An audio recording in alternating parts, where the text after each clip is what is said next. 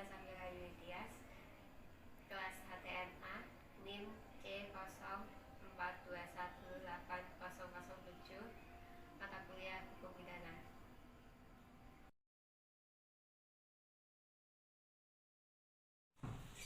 Buku ini ditulis oleh Profesor Dr. Didi Ende Lesana Purwolesana, Hukum, Magister Hukum, Fakultas Erlangga.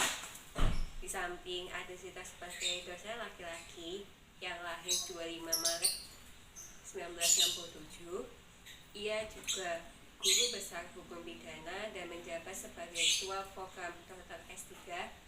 Beliau menyandang guru besar sejak tahun 2007. Buku ini sebagai buku pegangan Universitas Erlangga, Fakultas Hukum. Buku yang berjudul Hukum Pidana yang dimaksud tujuan untuk menyebarluaskan buku ini di kalangan ramai, khususnya mahasiswa Fakultas Hukum, dan membangun metode pembelajaran dan memandang hukum pidana secara benar baik di kalangan masyarakat. Ini menggunakan berbagai persoalan yang berkaitan dengan hukum pidana, khususnya yang bersangkutan yang ada di dalam pengimplementasian teori yang ada penerapan khususnya.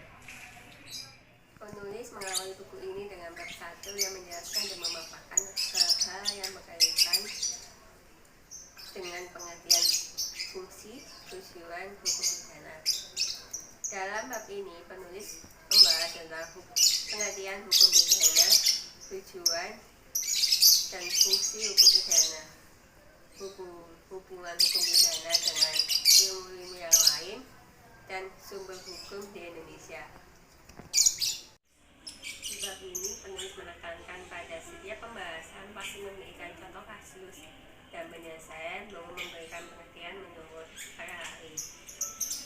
Menurut Muel Jatno, hukum pidana adalah bagian dari keseluruhan hukum yang berlaku di suatu negara yang mengadakan berdasar aturan, untuk menentukan perbuatan mana yang dilanggar, disertakan ancaman. Hukum pidana ditentukan bagi yang melanggar, kapan, hal apa terjadinya mereka yang melanggar, dapat dijatuhi hukuman, dan cara pemidanaan dapat dilaksanakan. Hukum pidana untuk mengatur kehidupan masyarakat. Tujuan hukum pidana untuk pelaku tindak kejahatan takut dan jera, untuk mendidik dan memperbaiki seseorang. Hubungan hukum pidana dengan ilmu-ilmu yang lain seperti logika, psikologi, kriminalisasi, dan psikiatri. Sumber hukum di Indonesia adalah hukum pidana tertulis dan hukum pidana tidak tulis. Pada bab 2, penulis menjelaskan tentang pembagian hukum pidana. Pada bab ini, pembahasan yang ditulis oleh penulis adalah mengenai skematis hukum pidana, yaitu hukum dibagi menjadi dua, yaitu publik dan privat. Publik dibagi lagi menjadi 4, yaitu hukum pidana, hukum internasional, hukum tata negara, hukum administrasi. Privat dibagi 2, yaitu hukum perdata dan hukum dagang. Kemudian dalam bab ini penulis juga menulis mengenai jenis-jenis hukum pidana yang lain. Dalam buku ini ditulis hukum pidana umum, yaitu berlaku secara umum, berlakunya untuk semua orang. Hukum pidana khusus, yaitu suatu undang-undang, ketentuan, sanksi yang berbeda atau ketentuan dan KUHP. Dan penulis juga menjelaskan mengenai hukum pidana berdasarkan tempat, berlakunya meliputi hukum nasional tempat atau undang-undang oleh pembentukan undang-undang berlaku untuk seluruh negara Republik Indonesia, hukum pidana lokal bentuk undang-undang daerah atau provinsi. Pada bab 3, dalam bab ini penulis memberi judul sejarah singkat hukum pidana KUHP di Indonesia dan undang-undang yang mengatur ketentuan pidana di luar KUHP, Di bab ini penulis lebih menekankan sebelum Indonesia merdeka, yaitu KUHP yang sekarang berlaku merupakan KUHP yang bersumber dari hukum pada masa pemerintahan kolonial Belanda, dan pengesahan berlaku tahun 1886 pada pemerintahan Jepang yang berlaku sejak tanggal 1 Juni 1944. Kemudian pada bab 4, penulis memberi subjudul asas-asas hukum. Dalam buku ini, sang penulis menuangkan mengenai bagaimana asas-asas hukum. Asas yang terdapat dalam buku ini meliputi asas legalitas, merupakan syarat penuntutan, yaitu tindakan yang melanggar aturan hukum pidana dan perbuatan bersalah. Asas legalitas ini terdapat di pasal 1 KUHP dan pasal 3 KUHP dan pasal 1 ayat 2, dan asas teoritis diatur juga dalam KUHP, yaitu dalam pasal 2 KUHP, dan asas perlindungan ini ditujukan bagi kepentingan keamanan Republik Indonesia.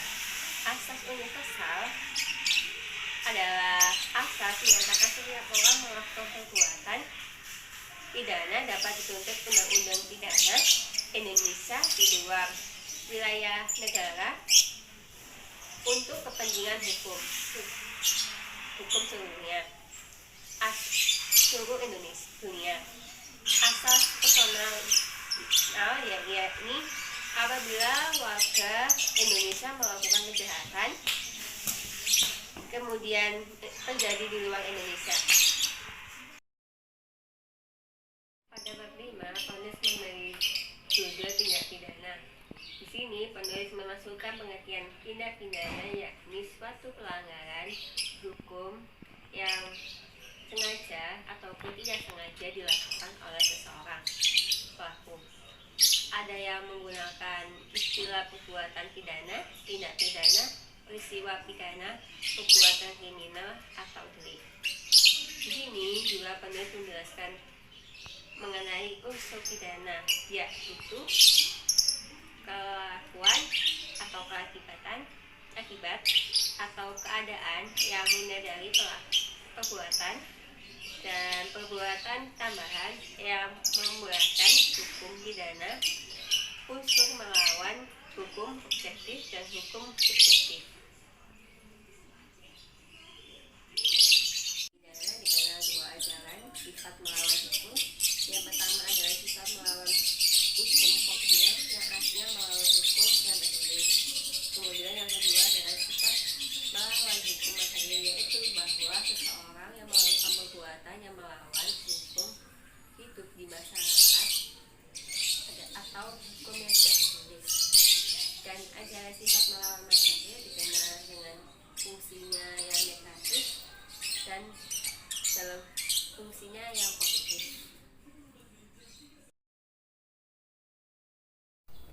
Kemudian dalam bab 6, penulis menuliskan tindak pidana percobaan dan penyekatan.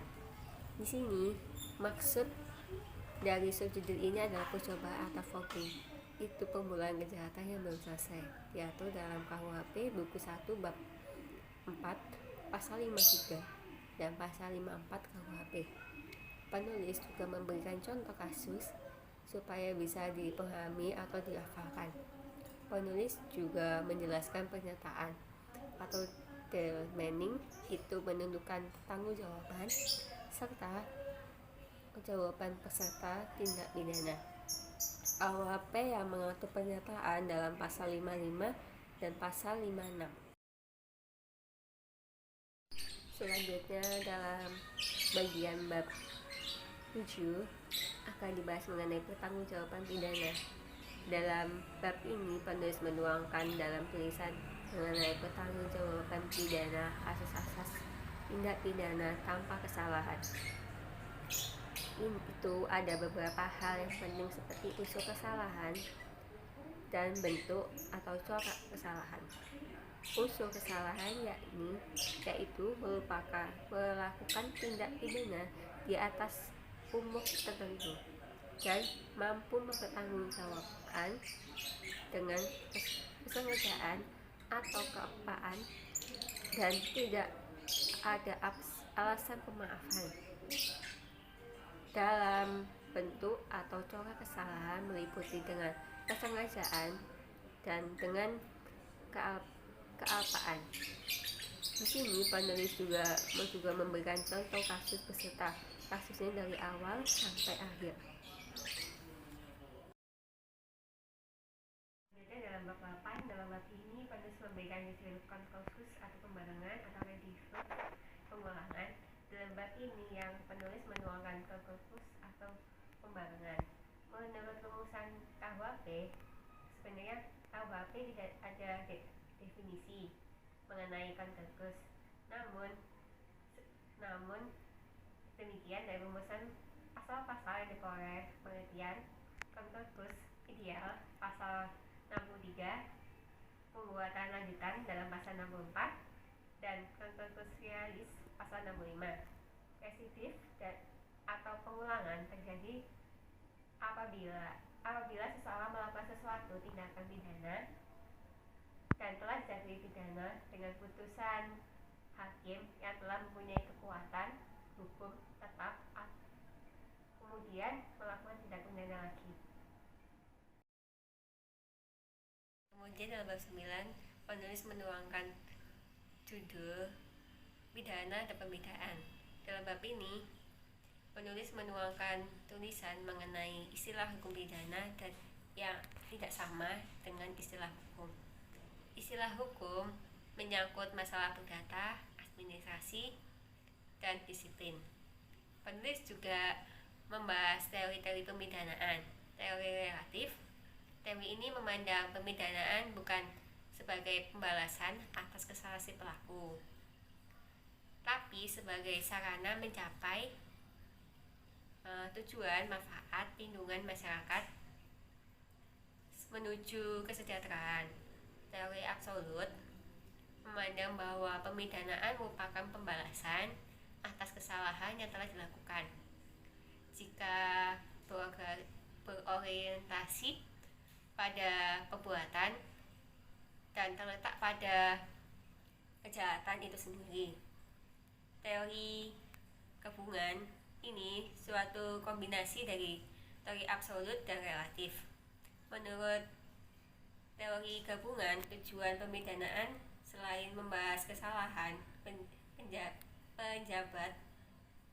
penjahat juga bermaksud untuk melindungi masyarakat untuk mewujudkan ketertiban dengan ketentuan beratnya. Pidana tidak boleh melampaui batas pembalasan yang adil yang berakhir teori keseimbangan. Ini penulis juga menjelaskan tentang jenis-jenis hukum pidana. Penulis juga memberikan alasan penetapan hukum pidana dalam undang-undang sebagai berikut: menyediakan seperangkat sarana bagi para penegak hukum dalam rangka menanggulangi kejahatan dan membatasi para penegak hukum dalam menggunakan sarana berupa pidana yang telah ditetapkan. Dalam KUHP, dalam pasal 10 telah menetapkan dua pidana, yaitu pidana pokok dan pidana tambahan.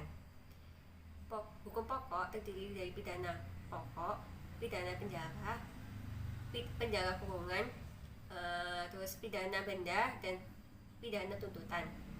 Selanjutnya hukum tambahan terdiri dari cabutan hak-hak, perampasan barang bukti, dan pengumuman putusan hakim. Pada bagian bab 10 akan dibahas mengenai gugurnya hak penuntutan pidana dan gugurnya menjalani pidana.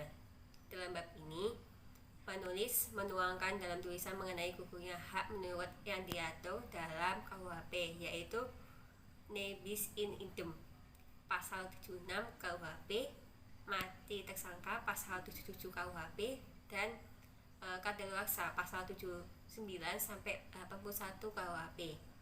Gugurnya hak menjalani pidana yang diatur sebagai berikut: diatur dalam KUHP dan di luar KUHP. Di dalam KUHP yaitu matinya terpidana pasal 83 KUHP dan kadaluarsa dan pasal 85 sampai 84 sampai 85 KUHP. Di dalam KUHP terlihat dalam UU nomor 22 tahun 2 tentang gerasi, UU nomor 5 tahun 2010 tentang perubahan atas UU nomor 22 tentang gerasi. Akhir dalam bab 11 menulis menuangkan subjudul RUU KUHP versi 2010. Dalam bab ini, sang penulis menuangkan dalam tulisan mengenai asas-asas berlakunya hukum pidana, yaitu asas wilayah, asas nasional pasif dan universal, dan asas nasional aktif. Buku hukum pidana ini sangat cocok sebagai rujukan bacaan pembaca, khususnya mahasiswa Fakultas Hukum atau yang latar belakang hukum dan masyarakat umum untuk membaca buku ini untuk dipahami. Dalam buku hukum pidana ini membahas semua lampiran contoh kasus atau pasal-pasal yang menerapkan dalam kerangka teori yang diajukan. Dengan demikian, setiap mahasiswa atau yang membaca buku ini langsung dapat mengimplementasikan teori-teori yang ada dalam penerapan kasus. Bagan-bagan yang disajikan dalam buku ini juga sangat memudahkan memahami terkait dengan hukum pidana. Namun di buku ini informasinya disampaikan secara sederhana, tapi dapat memberikan pemahaman dasar terhadap berbagai permasalahan hukum pidana. Beberapa bab, penulis juga menyampaikan informasi dalam bentuk tabel dan juga memberikan contoh kasus beserta penyelesaian seperti di bab 1 sampai, sehingga lebih mudah untuk dipahami maksudnya. Saya, buku ini sangat cocok dijadikan pedoman mata kuliah hukum pidana karena sang penulis yang sudah menjelaskan dengan detail dari setiap subbab-subbab yang ada di buku tersebut. Mulai dari setiap undang-undang, pasal-pasal yang disebutkan di dalam buku tersebut sudah dijelaskan dengan detail sehingga para pembaca mudah untuk mengerti apa yang dimaksud di buku tersebut.